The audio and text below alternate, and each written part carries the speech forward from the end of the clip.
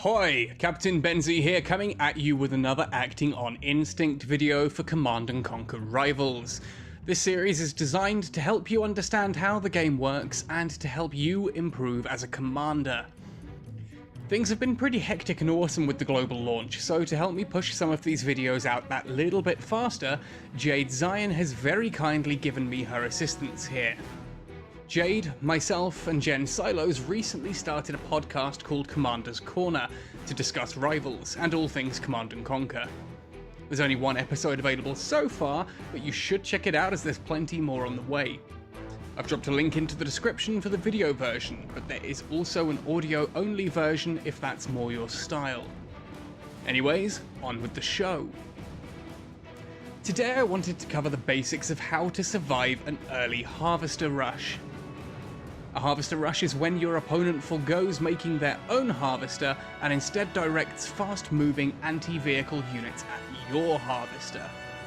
This aggressive strategy aims to catch you off guard, stall your economy, and use the Tiberium bounty earned from killing your harvester to bring out their own, or more powerful units. In the lower ranks, the Brotherhood of Nod is particularly effective at this strategy using attack bikes, but GDI can do it with pitbulls or jump jet troopers.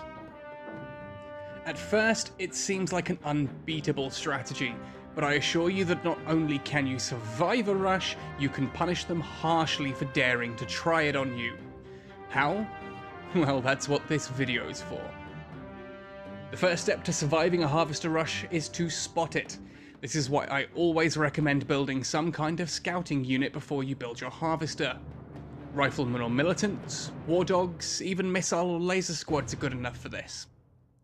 Once you've spotted a rush, you need to consider your next move carefully. Harvesters are able to withstand quite a few hits, so it may not be worth immediately moving your harvester out of the way. Bikes and pitbulls are both taken apart quickly by laser or missile troops, so if this is what's rushing you, build lasers or missiles. Direct them to your opponent's rushing units and then pull the harvester back through your counter units to safety. If you do this correctly, this stops your opponent being able to micro their rush to safety or around for another attack run. Once you're certain that the situation is back under control, return the harvester to its duty and immediately push forwards. Rushes are expensive, and it's highly likely that your opponent hasn't built a harvester yet. Fortunately for you, those missile or laser squads are also pretty good at taking apart harvesters. There is no point leaving a squad behind to defend. Push forward where you can to gain ground and block any further rush attempts whilst holding the pads. Or better yet, you can push further and attempt a counter rush.